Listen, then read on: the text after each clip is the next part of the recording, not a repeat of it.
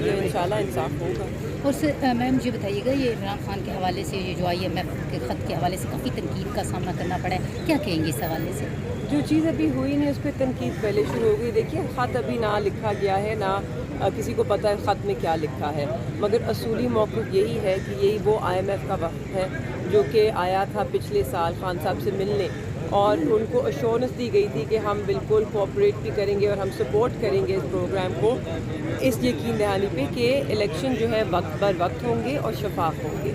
आपके सामने है कि ना वक्त पर हुए ना शफाफ हुए, तो इट्स अ फॉलो अप। उसकी फॉलो अप में खान साहब IMF से, क्योंकि उनकी बात हुई थी, उन्होंने ये भी हमें कहा था कि जो हमने ये गारंटी हम इसलिए आपको कर रहे हैं कि हमने जो डील बनाई है ना हुकूमत के साथ, जो कंडीशन रखी हैं, उसके तहत ये वक्त पर ही होंगे और शफाफ ही होंगे।